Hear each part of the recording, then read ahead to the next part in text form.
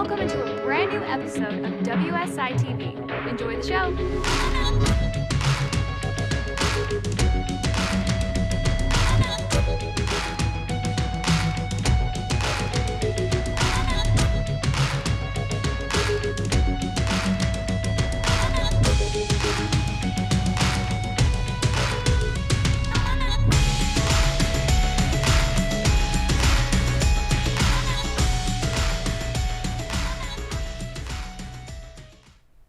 Hi guys, welcome back to WSI TV. We're here for an episode of Informer Spotlight, and I'm Leah Warren, and I'm joined by Jordan Bishop. How are you doing today, Jordan? I'm great, Leah. Thanks for having me. Yeah, of course. So today we're going to be talking about cryptocurrency, but before we get into that, I have to remind you to go on to WSITV.com and sign up for our free daily newsletters and get instant access to the WSI Vault. So today we're going to be talking about UNICEF because they announced in October that they would be adopting a cryptocurrency system of donations. This is a big deal for the world of cryptocurrency. Yeah, absolutely, and we're going to get into those details in a little bit, but this is massive because, I mean, the government for so long has been so against cryptocurrency, you know, and, you know, they're adopting Bitcoin of all cryptocurrencies as well, which we've said, you know, we said we didn't know if that's going to be the front runner for long, but apparently they're taking it.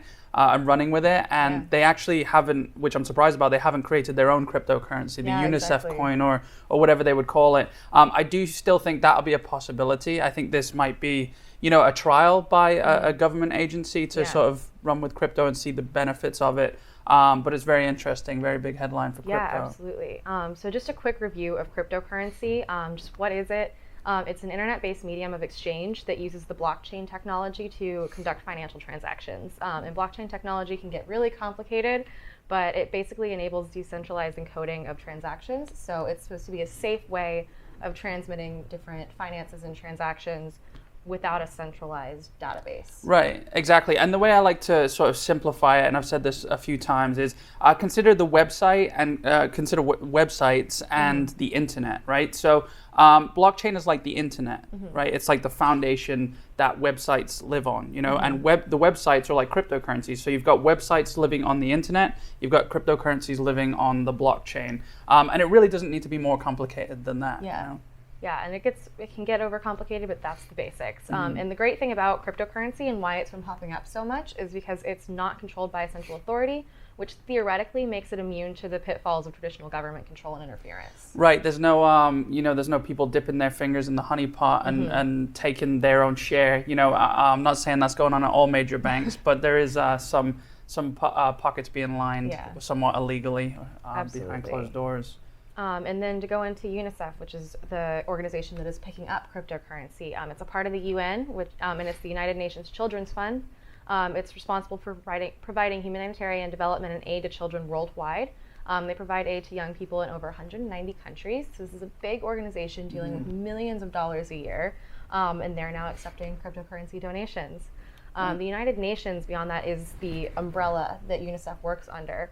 And it involves 193 countries, and it's the biggest intergovernmental organization, and it aims to kind of work towards international peace, security, development, just forward thinking, basically. Right, yeah. And this is a huge deal because this isn't just one government, this is 193 governments that this is affecting. And if this continues well, that can mean big things for cryptocurrency. Right, absolutely. And we've been saying this all along. I mean, cryptocurrency, you know, well, Bitcoin specifically, they say it's for the people, by the people, right?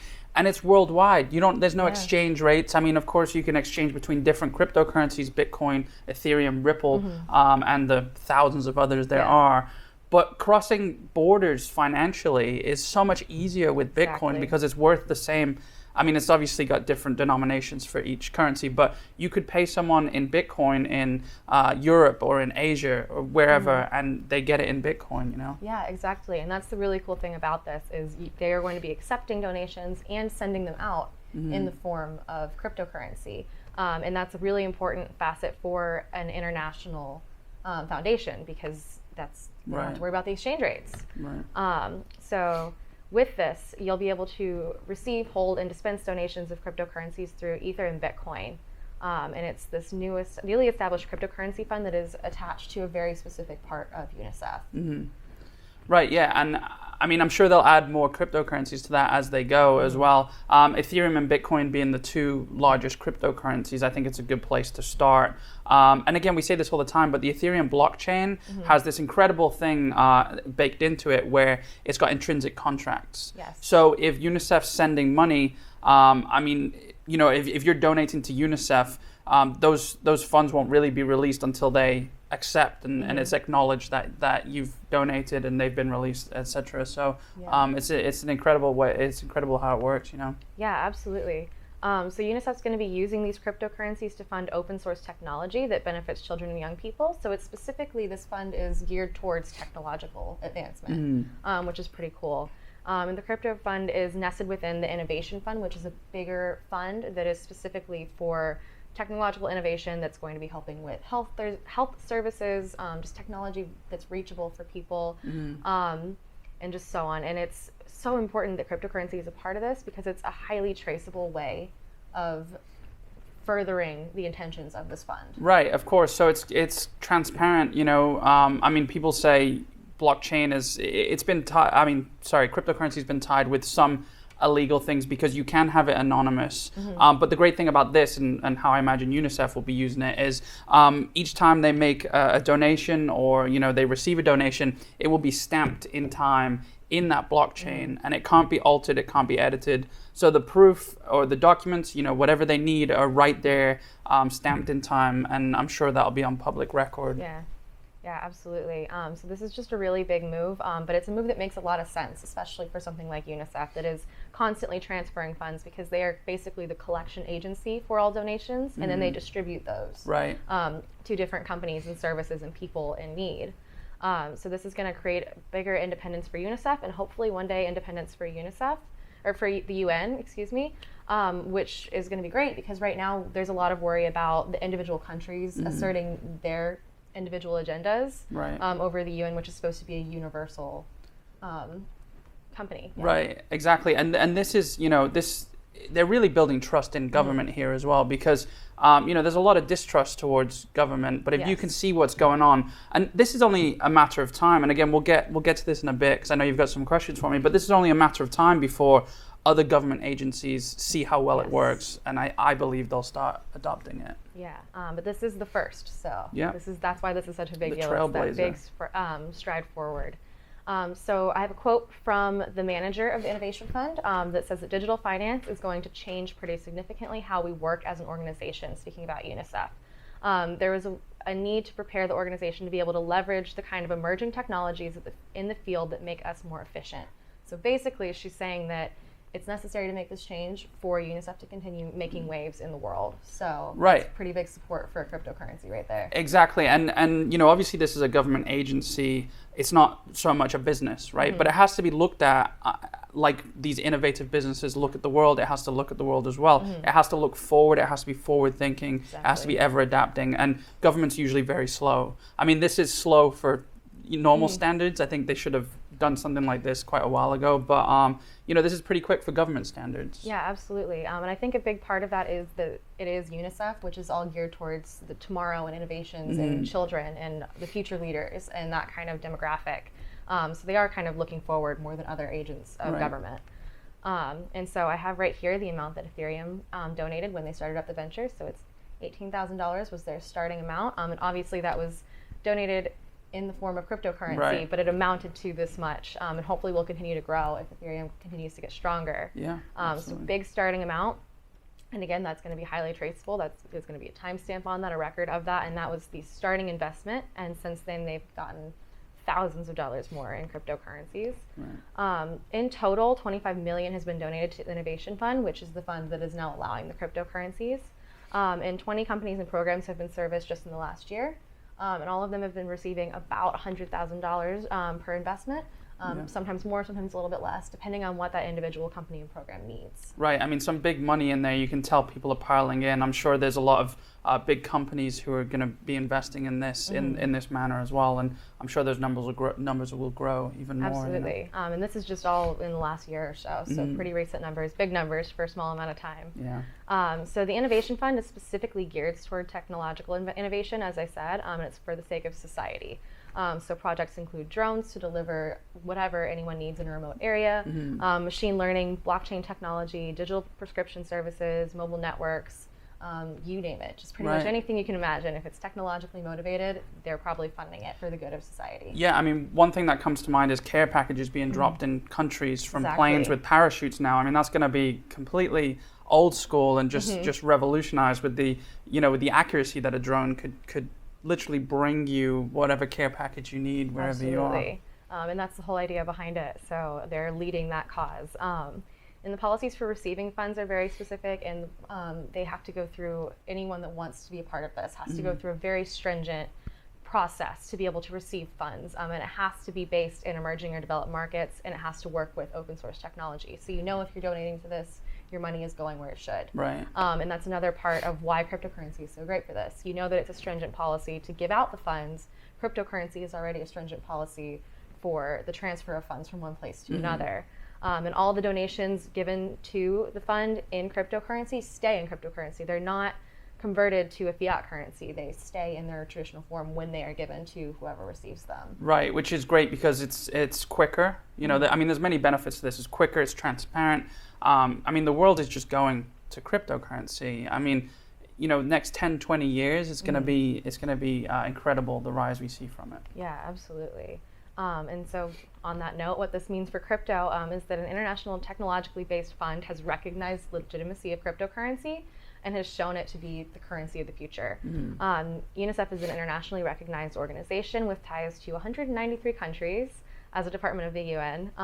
Because of that, this is going to have a huge reach. Right. And UNICEF not only works in many different countries to influence children and young adults, but it's also an integral part of the overall UN functionality worldwide. So if this is successful, then we might be seeing the UN as a whole pick up cryptocurrency in the future. Yeah, absolutely. This is just a testing ground, for overall adoption of it. And, I think there's probably a lot of investors, just to go back to my point, that associated cryptocurrency with things like the Silk Road, with drugs and trafficking and all that. And I think this is a really positive spin. It's not like there's a company behind the cryptocurrencies, right? They're currencies. So I think there's a lot of investors who steered clear of cryptocurrency because of these bad things. A lot of people who maybe invest with a moral mindset. So this is attaching something really positive to something that's had a really bad rap, really. And it's just a currency. So it's what it's used for is gonna determine how people view it. Yeah, and this is definitely going to change the way that it's used and what it's used for. Right. So in a very positive light. And now, from our crypto expert, I just have a couple questions since you know quite a lot about this industry.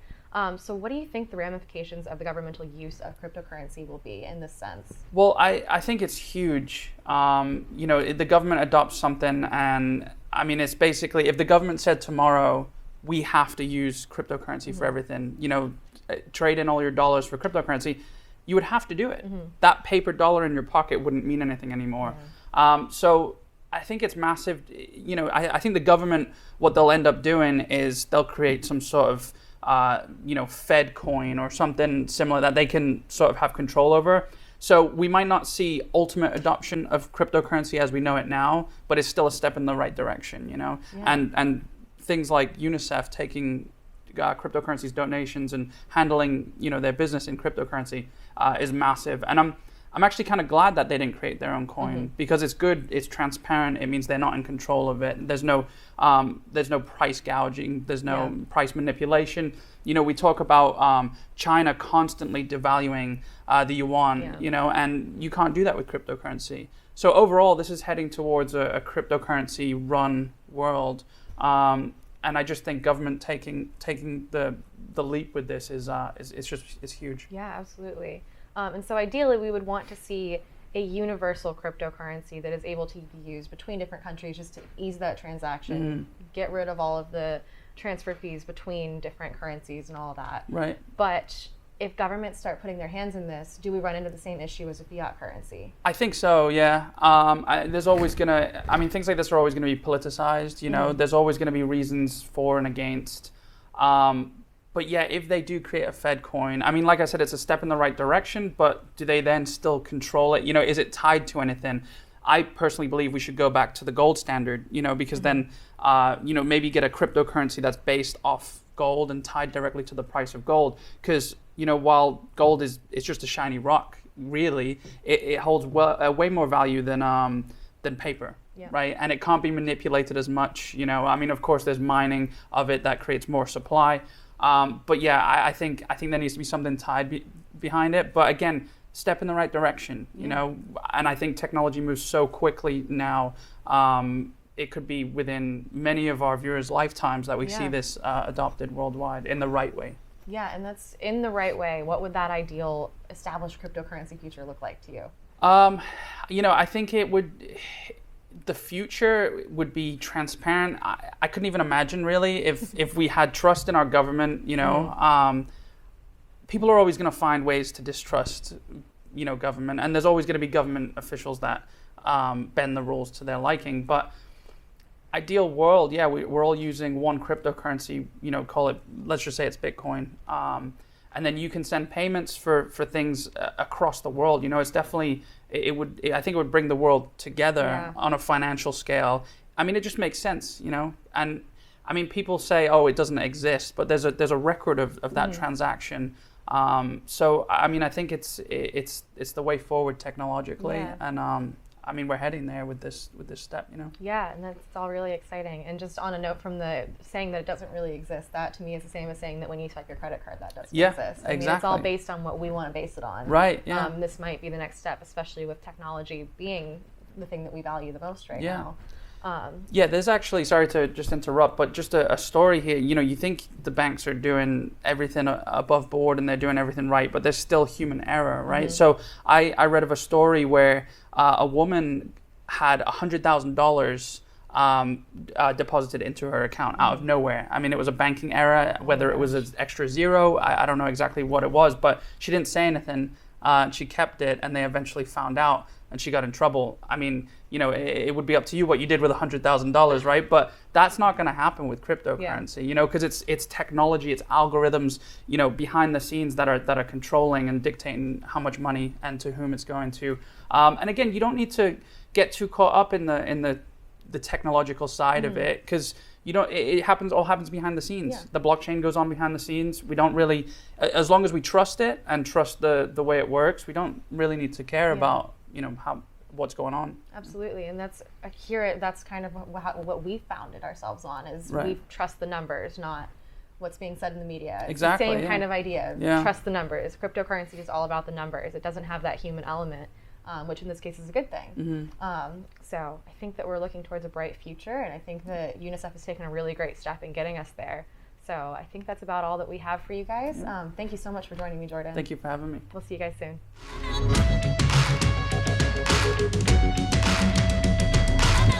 Thanks for watching the latest episode of WSI TV. Be sure to visit WSITV.com where you can subscribe for free with no contract and gain instant access to the secrets of self-made millionaires via the WSI TV Vault. So go ahead and claim this gift for free now at WSITV.com.